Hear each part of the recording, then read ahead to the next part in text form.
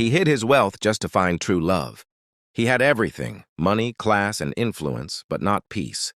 He lived in one of the most expensive mansions in the city, yet his heart was empty.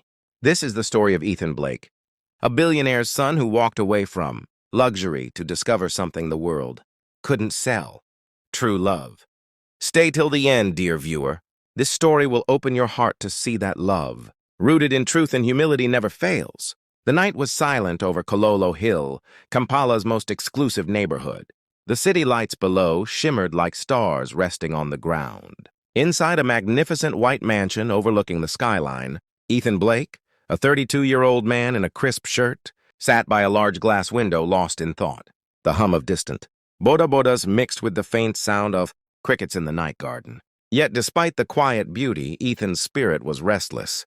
I'm surrounded by everything except peace. On a nearby shelf stood framed awards and pictures of his late mother, Mrs. Agnes Blake, known for her strong faith and gentle heart. Her voice still echoed in his memory. "Son, if money becomes your master, love will become your stranger." He turned off the lights and whispered, "Maybe it's time to find something real."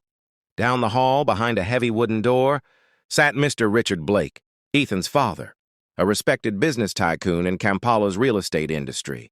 He was reviewing documents when Ethan entered quietly. "Mr. Blake." "Ethan, you're awake again?" "You've been thinking too much lately, Ethan." "Maybe I've been living too little, Dad." His father raised an eyebrow, unimpressed. "What's that supposed to mean?" "Ethan, it means I want to know what love looks like when money isn't in the picture." Mr. Blake leaned back, shaking his head. "My son, love without wealth is an illusion. Don't be deceived. People respect you because of what you have." Ethan sighed deeply. "Then maybe I need to meet the kind of people who see more than that." "Ethan, don't be foolish. You're my heir. Stay focused on business, not emotions." Ethan looked at his father one last time and said quietly, "Sometimes, Dad, business builds walls where love should build bridges." The first light of dawn painted the sky above, Kololo Hill in shades of gold and soft pink. The city below was quiet, Kampala still half asleep, the hum of life just beginning. Inside the Grand Blake mansion, the world was still luxurious, but Ethan felt like a stranger within it. He walked through the long hallway, lined with portraits of family success, his father shaking hands with politicians, his mother smiling at charity events, his own photo on magazine covers.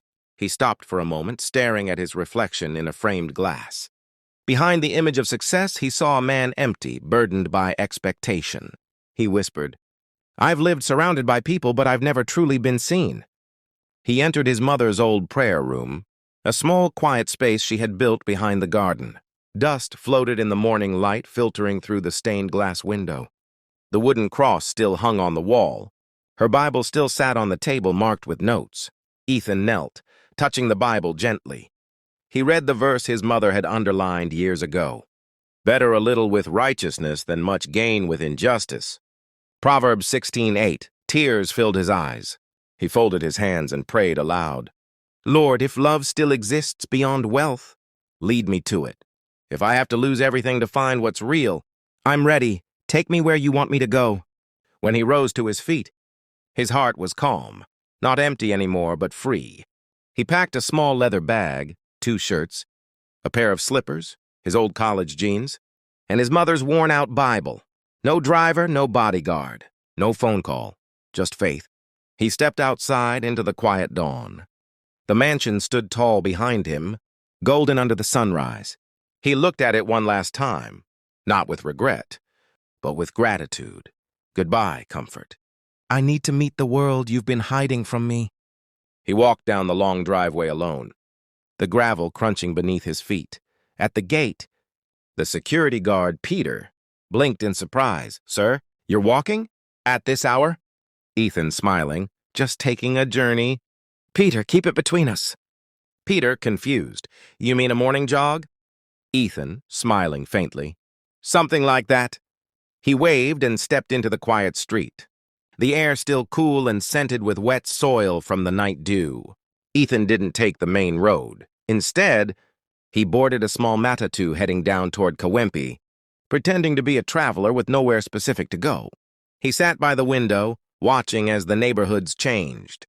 From gated mansions to narrow roads, filled with kiosks, boda-bodas, and street vendors opening their stalls. He smiled as he passed groups of children walking to school, their laughter rising like a song. It was a world his father never wanted him to see, but one his heart had always longed for. He got off near Nakawa Market, drawn by the sound of vendors calling out and the smell of fresh chapati. For the first time in years, no one stared at him because of his name. To them, he was just another young man in jeans, carrying a small bag and searching for direction. He found a small roadside restaurant and ordered breakfast. A Rolex and a cup of tea. The owner, an older woman named Mama Ruth, looked at him curiously. Mama Ruth. "You're not from around here, are you?" Ethan, smiling. "I'm from everywhere and nowhere." Mama Ruth, laughing. "That sounds like a man hiding from something." Ethan. "Maybe I'm hiding from myself." She studied him for a while, then nodded with understanding. "Everyone comes here to start again. You're welcome." By evening, Ethan had rented a small single room behind Mama Ruth's restaurant in Ntinda, a lively part of Kampala known for its mix of rich and ordinary life. He offered to help her in exchange for food and shelter. She agreed, though her eyes were still full of curiosity. That night, he sat outside under the soft glow of streetlights, listening to the faint sounds of gospel music from a nearby radio. Ethan didn't run away because he hated wealth. He walked away because he was hungry, not for food, but for truth. And sometimes, to find the heart of God, you must leave the comfort of men. He smiled faintly, whispering, "Maybe this is where life begins, not in palaces, but in places where people dream." As the night breeze carried the scent of chapati and rain, his new life had just begun. The next morning in Ntinda, the world looked completely different to Ethan. Gone were the marble floors, the polished cars, the uniformed drivers. Now his morning soundtrack was the laughter of children running to school, the rhythmic clatter of boda-bodas, and the smell of fresh chapati mixed with frying oil from Mama Ruth's roadside stall. He stood in the narrow corridor outside his small rented room, a concrete floor, a tiny window, a single metal bed. The sounds of life outside were strange yet comforting. "It's noisy, but peaceful," Mama Ruth's voice shouted from below. Young man, if you're staying here, you must learn how to make yourself useful. Come and help me fry samosas." Ethan chuckled, putting on his slippers and jogging down the stairs. Mama Ruth's small restaurant was a modest roadside eatery, 3 benches, 2 plastic tables, and a charcoal stove that smoked like a stubborn fire spirit. Customers sat eating Rolex beans and Catago while chatting about the day's news. Mama Ruth handed him a knife. "Cut those onions. Don't cry. If you cry, my customers will think you're heartbroken." Ethan, laughing. "Maybe I am." Mama Ruth, smiling. "Good, you'll fit right in." They both laughed. But behind his gentle smile, Ethan's heart was truly softening. Every slice, every scent of food, every greeting from a stranger reminded him how beautiful a simple life could be. By midday, he was serving customers. You new here?" Ethan, "Yes, sir. I'm Mama Ruth's new assistant." Customer, You talk like you went to international school." Ethan, grinning, "Maybe I went to the school of mistakes." The crowd burst into laughter, and for the first time in years, Ethan felt something genuine, belonging. Evening in Ntinda. As evening fell, the city lights began to flicker across the skyline. Music floated through the air, gospel songs from nearby kiosks, laughter from neighbors, and the faint honk of matatus winding down for the night. Mama Ruth sat beside Ethan, counting her earnings for the day.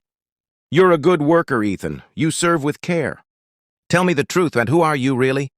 Ethan, smiling faintly, "Just a man learning what it means to be small." Mama Ruth, softly, "Those who choose humility find peace faster than those who chase fame." She handed him a plate of rice and stew. "Eat, my son. Tomorrow you'll meet the lady who sells flowers by the church. She always comes for tea here. She's the kind who can make you forget your pain." Ethan, laughing, "A flower seller?" Mama Ruth, "Yes, Grace Daniels. She preaches with flowers. She says each petal carries a message from God." Ethan smiled but said nothing. In that moment, the faint sound of laughter came from across the road. a young woman packing colorful buckets of flowers beside the small church fence.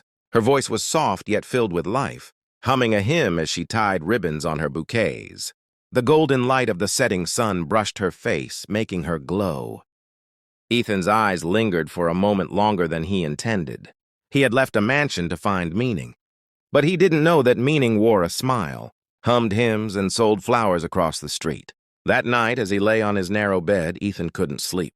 The sounds of the street faded, but his thoughts did not. He reached for his mother's Bible and opened it at random. His eyes fell on a verse he had never noticed before. "The humble will see their God and rejoice." Psalm 69:32. He closed the Bible slowly, whispering to himself, "Maybe God didn't take me away from comfort to punish me, but to prepare me." He smiled faintly, closed his eyes, and drifted into the kind of peaceful sleep that money had never been able to buy. The sun was high above Antinda town, casting golden light over the busy street. The smell of chapati, fresh mandazi, and dust filled the air as boda-bodas sped by and street vendors shouted their prices. Just across from Mama Ruth's restaurant, by the small church gate, a young woman stood beside a neatly arranged flower stall. Her name was Grace Daniels, tall, graceful, and radiant in her simplicity. Her stall was made of wooden planks covered with a faded umbrella that read, "God is able." Buckets of roses, lilies, and wild blooms surrounded her, their colors bursting like joy against the gray pavement. She tied ribbons carefully, humming softly to herself. "Tukutendereza Yesu! Hallelujah!" Ethan, carrying a tray of tea across the road to deliver to a customer, slowed down without realizing it. He watched her hands move delicately over the flowers, every motion calm, intentional, peaceful. Something stirred in him. Not attraction first, but curiosity. When he finally had the courage, he crossed the road, smiling politely. "Your flowers look happy. Do they always bloom this beautifully?" Grace, without looking up. "Only when the heart behind them is peaceful." She looked up, her face glowing in the sunlight, and smiled, a warm, honest smile that felt like morning itself. "Would you like to buy some?" "Ethan, I would, but I don't have anyone to give them to." Grace laughing. "Then buy them for yourself. Flowers don't always need a reason. Sometimes they're just reminders that God is still painting the world." He chuckled, taken aback by her words. "You talk like a preacher." Grace, smiling. "I just sell flowers. But I put a Bible verse on each one. People remember words more than petals." Ethan leaned closer and read one of the small handwritten notes attached to a rose. "Faith blooms even in broken soil." He stared at it, speechless for a moment. "That's beautiful." Grace, "It's true.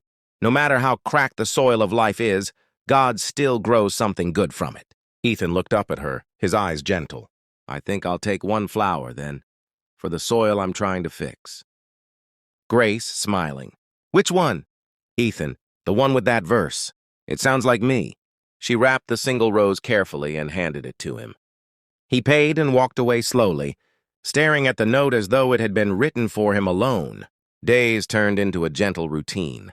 Every morning after helping Mama Ruth, Ethan would stop by Grace's flower stall. Sometimes he bought a flower, sometimes he just stayed to talk. "Ethan, you seem happy all the time. What's your secret?" Grace, smiling.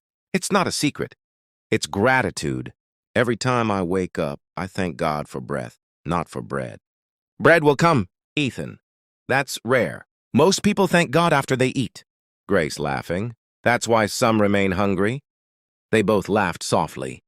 There was something about Grace's peace that felt contagious. She didn't know who Ethan really was, and that was what made it pure. When she spoke about life, her words carried power. Not from education, but from experience. When she smiled, it wasn't forced. It was light after a long rain.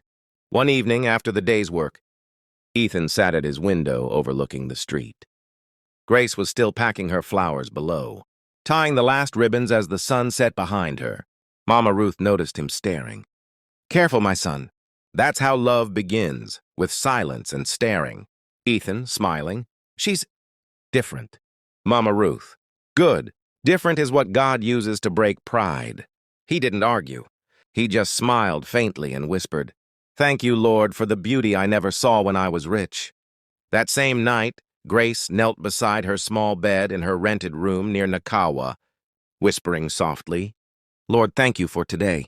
Thank you for that quiet man who always smiles but hides sadness behind his eyes. If you brought him here for a reason, let me show him your peace." As the night deepened, the city fell silent.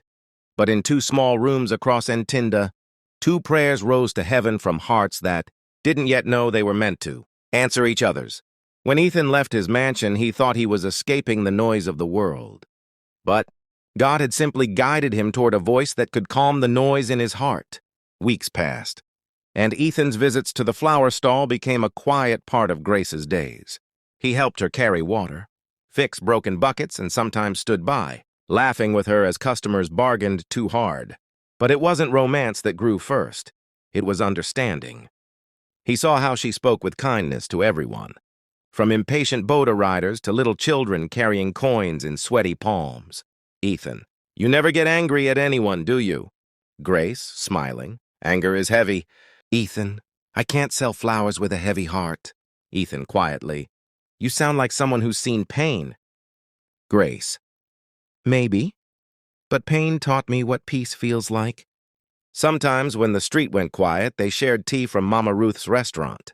Grace told stories of her childhood in Mityana, how she lost her mother young, and how she learned to pray through struggle. When people left, God stayed. "That's why I trust him." Ethan watched her, humbled. He had been surrounded by people all his life, yet none had ever spoken peace into his soul like this woman, who sold flowers beside a church gate. He began helping her after work. They arranged bouquets for weddings, funerals, and hospital visits, and with each bloom they tied, a friendship grew stronger than they realized. One bright Thursday morning, Grace received a large order from Christ. The King Church, flowers for a youth conference. Excited, she worked tirelessly. Ethan helped her pack the van, carrying boxes and smiling through the heat. As they finished, a man in a fine suit approached, Daniel, Grace's old acquaintance, now working for a major event company. He greeted her warmly. "Grace, you still sell flowers? I thought you'd have joined a bigger company by now." Grace, smiling. "I prefer small and peaceful." Daniel, laughing. "And who's this?" Grace, "My friend Ethan." Daniel, eyeing him. "Ethan, huh? You look familiar. Where do I know you from?" Ethan froze. "I don't think we've met." Daniel narrowed his eyes. "Wait, are you the guy from the papers? That billionaire's son, Ethan Blake?" Grace blinked in shock. "What?" Ethan's silence confirmed it. Daniel laughed in disbelief. "So this is your new life? Pretending to be broke? No wonder people say rich men play with poor hearts." Grace stepped back, her expression breaking. "Ethan, please tell me he's wrong." Ethan, "Grace, I wanted to tell you, but you didn't. You let me open my heart while you hid yours." She turned away, holding back tears. Ethan, "Grace, I only wanted to find someone who could love me without my name." Grace, "You didn't need to lie to find truth." She picked up her flowers and walked away, her steps trembling, her heart heavy. Ethan stood still, the noise of the city fading around him, his world shattering quietly. That night, Grace sat alone in her room, staring at her half-wilted flowers. "To you what you wanted to learn?" Ethan, quietly, "Yes, Father. It taught me that wealth without wisdom is poverty." Mr. Blake frowned but said nothing. Ethan continued, "I met someone who showed me what real value looks like. Someone who loved truth more than comfort." He walked past his father and entered his room. He didn't feel proud of being right. He felt broken for being misunderstood. That night he knelt beside his bed again and prayed, "Lord, I didn't mean to hurt her. I wanted her to see the man, not the money. But I see now, truth doesn't need disguise. It needs courage." Tears streamed down his face as he whispered, "Please give me one more chance to make it right." A month later, Kampala buzzed with excitement as the Blake Foundation hosted a charity event for women entrepreneurs. At Serena Hotel, Grace, still hurt but moving forward, received an unexpected invitation. She hesitated but decided to attend, not knowing who organized it. The grand hall sparkled with lights, music, and laughter. Women from across the city sat proudly, their small businesses being celebrated. Then the lights dimmed. A familiar voice filled the air. Ethan on stage. When I left my father's house, I wasn't running away from wealth. I was running toward truth. I met a woman who sells flowers but spreads hope. She reminded me that love has no price tag, and humility is the highest honor. The audience went silent. Grace froze in her seat. Ethan, voice trembling. Grace Daniels, you taught me that true riches live in the heart. I lied out of fear and not pride. I didn't want to lose your purity to my privilege. He stepped down from the stage, holding a single white rose. Ethan, softly. Will you let me start again, this time with truth? Tears filled Grace's eyes. The room blurred as she stood up slowly, walking toward him. Grace, you don't need to start again. Ethan, you just needed to be honest.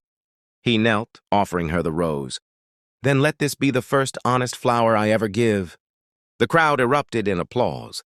Grace smiled through tears and took the rose, whispering, Grace, yes, because love that survives truth is the love that God builds. The next morning, Kampala woke to a quiet sunrise. Grace's flower shop had moved from the roadside to a small building near, Centenary Park painted white and pink.